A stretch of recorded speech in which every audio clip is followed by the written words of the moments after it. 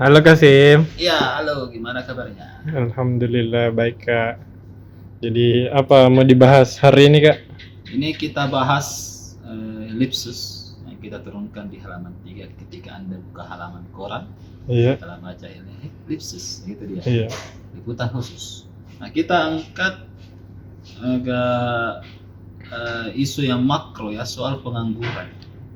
Jadi pengangguran di Sulsel itu meskipun datanya terakhir turun ya, di angka sekitar 4,33%. Cuman untuk angka aman pengangguran itu sekitar 2%. Angka moderat lah ya. Kalau moderat itu ya angka yang bisa dikendalikan. Jadi harus turun menjadi 2%. Karena untuk angka 200.000 orang itu kalau di Sulsel itu satu kabupaten. Nah, itu besar itu kalau begitu. Satu kabupaten kira-kira tidak kerja ini.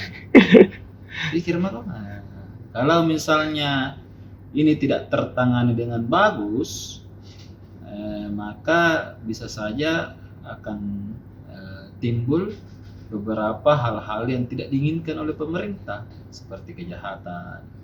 iya, Kan banyak sekali tuh orang masuk penjara karena tidak mampu memenuhi kebutuhan ekonominya. iya.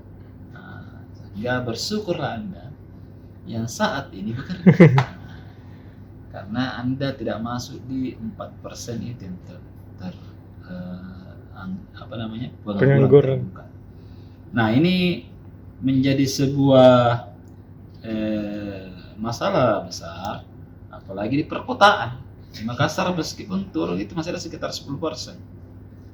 1.700.000 dari 10% dari 1.700.000 itu 170.000. nah, artinya paling banyak di Makassar.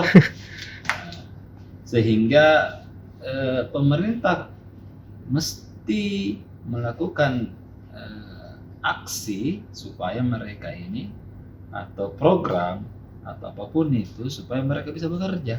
Iya, Nah, salah satunya yang dilakukan oleh pemerintah kota kalau kita lihat belakangan ini adalah event. Jadi yang melibatkan banyak orang. Kan seperti pekerjaan-pekerjaan yang musiman itu anggaplah budaya, pelaku budaya. iya, Itu kan apalagi penari ya, penari iya, lokal atau penari kebudayaan Bugis Makassar. Misalnya penari empat etnis. Nah, itu kan tidak selamanya mereka punya dapat jobnya menari. iya, Nah, sehingga memang mesti dilakukan terus upaya-upaya untuk melibatkan banyak orang. Nah, mungkin kenapa kemarin banyak pengangguran karena di COVID, tak? iya, Banyak orang yang diputus kerja karena apalagi yang berhubungan dengan titik-titik kumpul orang banyak. Misalnya di mall, pasti banyak itu yang diberhentikan. Apalagi ya penjual-jual di mall, nah itu semua sih banyak titik kumpulnya. Kemudian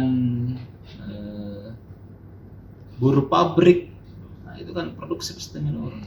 Nah, sehingga untuk menggilatkan itu memang butuh tim. Pertama, kalau kita saran ya ke pemerintah kota adalah harus tahu yang mana yang 400 orang, by name by address. iya, Kemudian setelah itu mereka dicek kemampuannya. Jangan sampai ada yang tidak tahu apa-apa.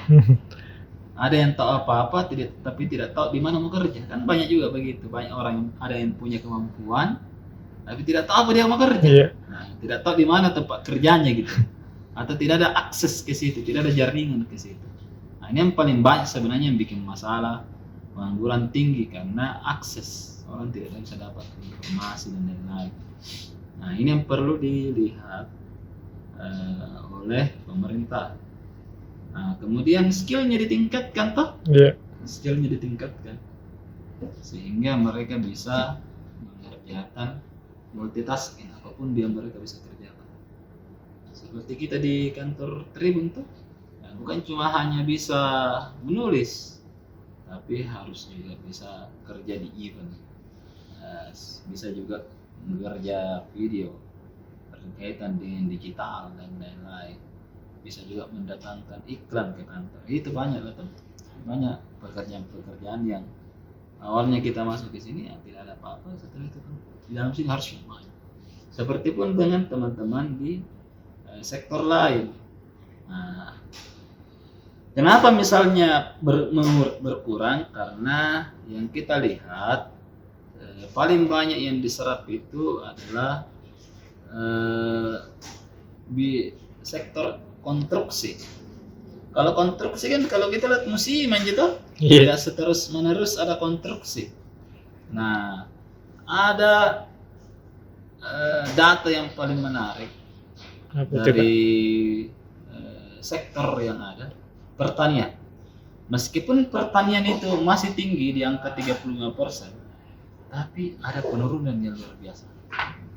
Menurun sekitar atau dibandingkan dengan tahun lalu menurun 60%, 65%. Benar sekali. Tinggi. Dibandingkan dengan tahun lalu juga ya. Yearsnya. Nah, kenapa misalnya? Ini yang paling penting dilihat oleh pemerintah. Kenapa orang banyak meninggalkan pertanian? Padahal kita ini sangat luas lahan sawah tetap. Kenapa? Nah, ini yang mesti diperhatikan oleh pemerintah. Kenapa misalnya generasi petani itu banyak yang berhenti? Nah, sama seperti saya, kakek saya kan meskipun pensiunan tentara tapi tidak ada yang lanjutkan pertanian, hanya satu orang jenazah. Setelah itu cucu-cucunya tidak ada yang lanjut. Nah, ini contoh kecil dari saya ini. Belum lagi mungkin teman-teman lain yang menonton ini. Nah, sehingga ini yang perlu Anda pemerintah pertimbangkan bagus-bagus. Kalau misalnya berhenti pertanian, ini kan bisa berujung ke krisis pangan. Nah, apalagi kan untuk penduduk besar seperti Indonesia tidak boleh krisis pangan. Iya. Bakal banyak orang menderita.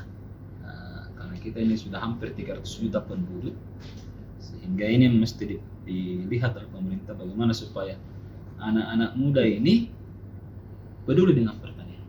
Nah, mungkin karena petani itu hidupnya tidak sejahtera. Lebih sejahtera orang PNS, lebih sejahtera orang yang kerja di perkotaan, toh. Yeah. Nah, ini yang mesti lebih sejahtera orang yang bekerja di sektor jasa, pegawai bank, apalagi toh. Iya. Datang langsung pakai mobil, petani belum jalan kaki, lusuh-lusuh pakaiannya. Nah, ini yang mesti dilihat oleh atau dicarikan jalannya sehingga petani di masa depan itu tidak hilang. Ini bisa dicontoh negara-negara Asia Tenggara yang menjadi ekspor beras seperti di Thailand. Nah, ini mesti dilihat oleh pemerintah kita.